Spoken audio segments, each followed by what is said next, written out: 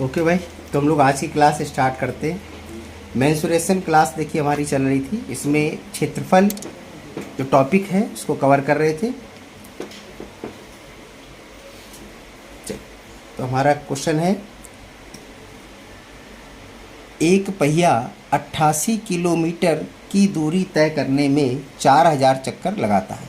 कितने kilometre? 88 kilometre, 88 kilometre की दूरी तय करने में 4000 चक्कर लगाता है।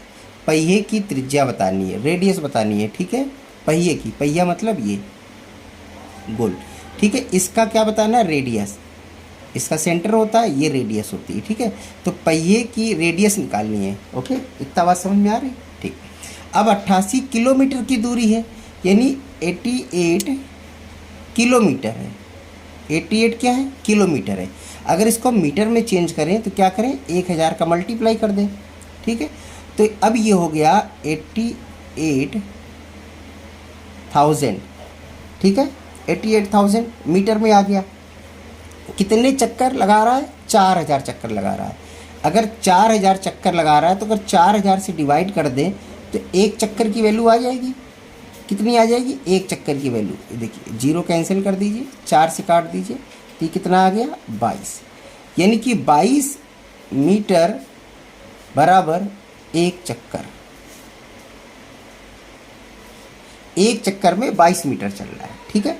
अब एक चक्कर क्या मतलब है? ये सर्कल पूरा, ये सर्कल और ये सर्कल, यानी 2 पाई आर, ये परिधि होती है ना एक चक्कर, परिधि। यानी कि आप कह सकते हैं 2 पाई आर इजगल टू कितना हो गया? 22।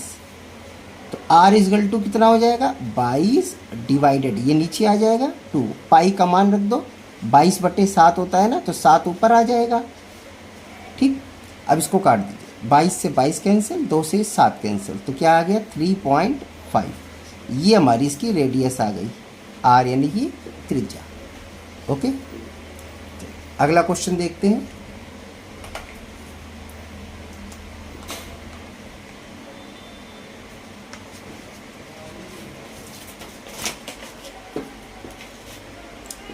अगले क्वेश्चन में क्या कह रहा है कि एक बस के एक पहिए की त्रिज्या, अब यहाँ पर पहिए की त्रिज्या दे दिया 70 सेंटीमीटर है।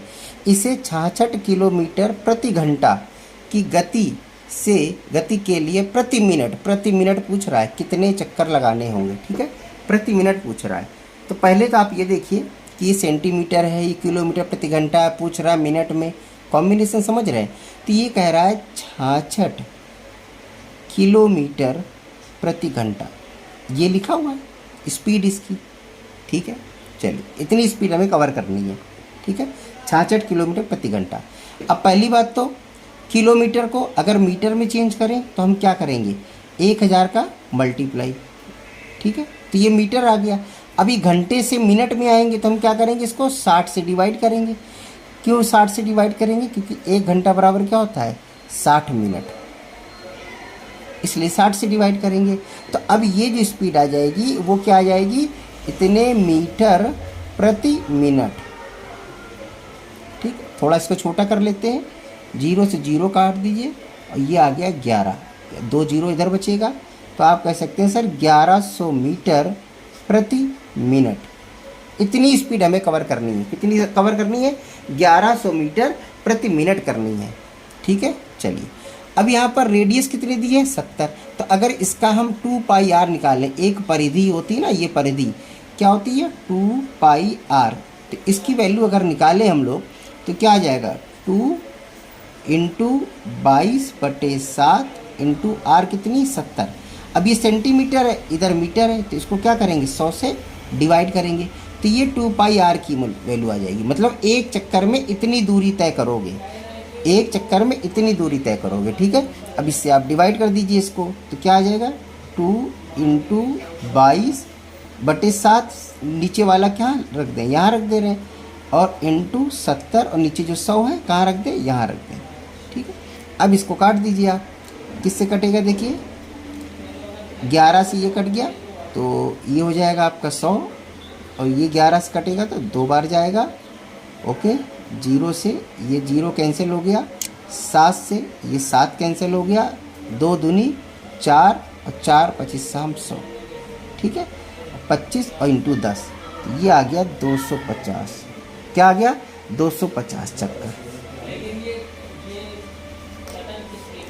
ये आपका आंसर आ गया। ओके, चलिए अगला क्वेश्चन देखते हैं।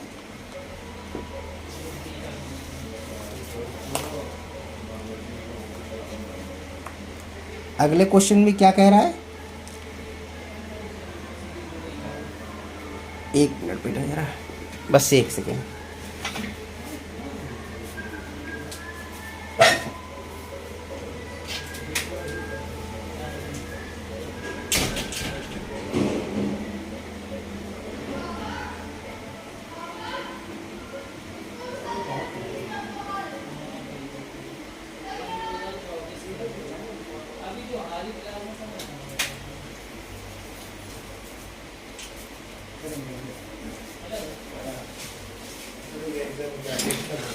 ओके भाई, एक आयत का क्षेत्रफल 252 वर्ग सेंटीमीटर है। एक आयत का क्षेत्रफल 252 वर्ग सेंटीमीटर है, ठीक है, आयत का क्षेत्रफल है ये। ओके, 252। इसकी लंबाई तथा चौड़ाई का अनुपात 9 और 7, लंबाई और चौड़ाई का रेशियो दिया है, इसका परिमाप पूछ रहा है।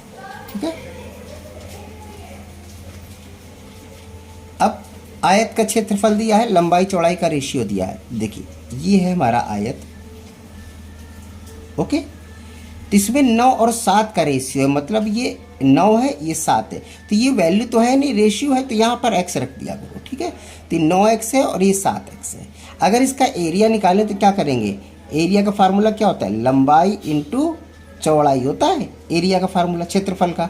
तो लंबाई इंटू चौड़ाई यानी कि 9x इंटू 7x, ये एरिया आएगा। एरिया क्वेश्चन में दिया है 252, तो ये इजगल टू में 252 नहीं हो जाएगा, यहाँ पर दिया हुआ है, तो एरिया इजगल टू एरिया। तो अब इसको काटना शुरू कर दीजिए। चलिए 7 से काट दीजिए इसको, 7 से काटेंगे, 7 3 21, 4 7 42। ठीक है, 9 से काट दीजिए, 9 चौको 36, x इंटू एक्स हो जाएगा एक्स स्क्वायर इजगल टू ये हो गया 4, यानी x इजगल टू क्या हो जाएगा? √4 x इजगल टू 2।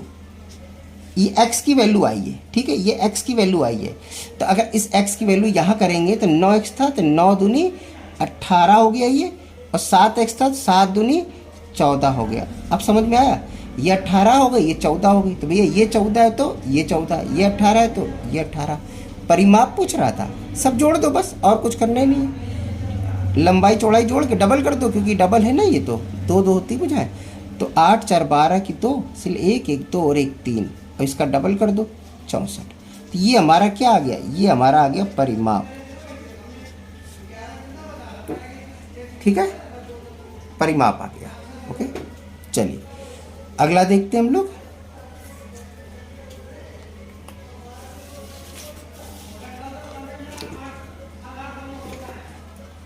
अगला कह रहा है एक आयत का परिमाप कितना होगा। इसमें भी परिमाप पूछ रहा है बेटा, आयत का परिमाप कितना होगा जिसकी एक भुजा 10 सेंटीमीटर है, एक भुजा 10 सेंटीमीटर है और विकर्ण 26 है। मतलब कि ये हमने आयत बनाया, ये हमने आयत बनाया, ठीक है, इसका एक विकर्ण दे दिया है इसने, विकर्ण दे दिया है कितना? 26, ये विकर्ण लिखा है 26, और एक भुजा 10 है। कोई भी एक भुजा आप 10 मान सकते हैं, ये वाली भी 10 मान सकते हैं, तो कोई दिक्कत नहीं। ठीक है, अब ये बताइए कि इसने ये वाली भुजा तो दी नहीं है, तो भैया परिमाप कैसे निकालेंगे? परिमाप तो तभी निकलेगा जब ये दोनों भुजा पता होंगी, तो वही दोनों भुजा ये दोनों हो जाएंगी, तो इसकी ये भुजा तो निकालनी पड़ेगी। अभी बताइए, मैंने आपको एक नियम बताया था, क्या नियम लिखाए थे बताइए? 3 4 5, 5 12 13, 6 8 10 और 8 15 17, ये हमने आपको पहले ही क्लास में बता दिए थे ये। ठीक है, तो अब यहाँ देखिए कौन सा मैच कर रहा है, ये वाला मैच कर रहा है। देखिए 13 का डबल 26, 5 का डबल 10, तो 12 का डबल 24, ये आ जाएगा। तो इसकी भुजा आ गई हमारी 24, ये कितना है? 10। क्या पूछ रहा था? परिमाप। तो भैया 24 और 10 कितना हो गया? 34, 34 का डबल कर दो, क्योंकि ये भी तो है यहाँ पर ये, ठीक है ना। तो 24 और 10 34, 34 का डबल क्या हो गया? 68। ये हमारा क्या आ जाएगा? ये हमारा आ जाएगा बेटा परिमाप। क्या आ जाएगा? परिमाप। ओके, चलिए अगली देखते हैं क्वेश्चन। अगला क्या कह रहा है? कह रहा है एक आयताकार प्लाट की लंबाई तथा चौड़ाई का अनुपात 8:5 है। लंबाई और चौड़ाई का रेशियो दे रहा है यहाँ बेटा 8:5 दे रहा है। चौड़ाई लंबाई से 60 सेंटीमीटर कम है। प्लाट का परिमाप बताइए। तो यहाँ पर लंबाई और चौड़ाई अगर हम लिखेंगे, ये लंबाई हो गई और ये चौड़ाई हो गई। ओके, तो लंबाई दे रहा है यहाँ पर 8 और यहाँ चौड़ाई दे रहा है 5। इतना समझ में आ रहा है? ठीक है।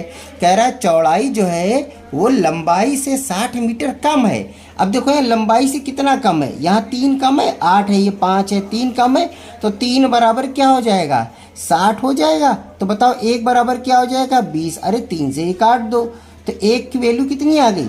1 की वैल्यू 20 आ गई। तो 8 की वैल्यू कितनी होगी? इधर मल्टीप्लाई करो, 8 दूनी 16, यानी कि जो लंबाई है ये हो गई 8 दूनी 16 मतलब 160। और चौड़ाई कितनी हो जाएगी?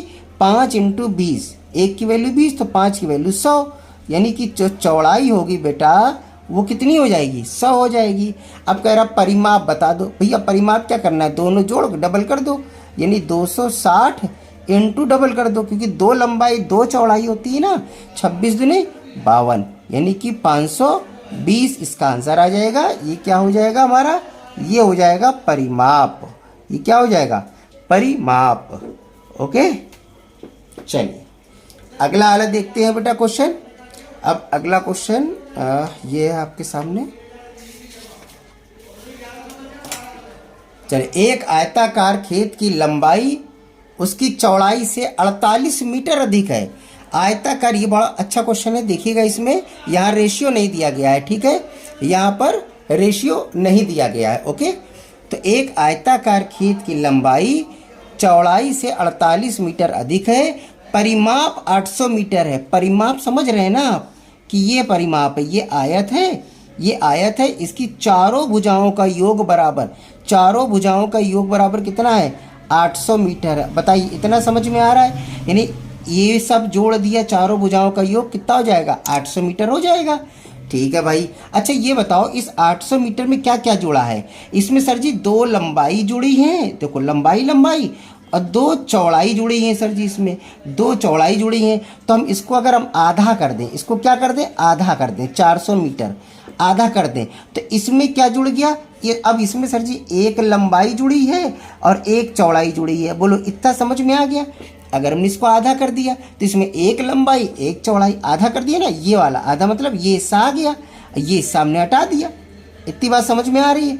अब क्या कह रहा है? लंबाई चौड़ाई से 48 मीटर अधिक है।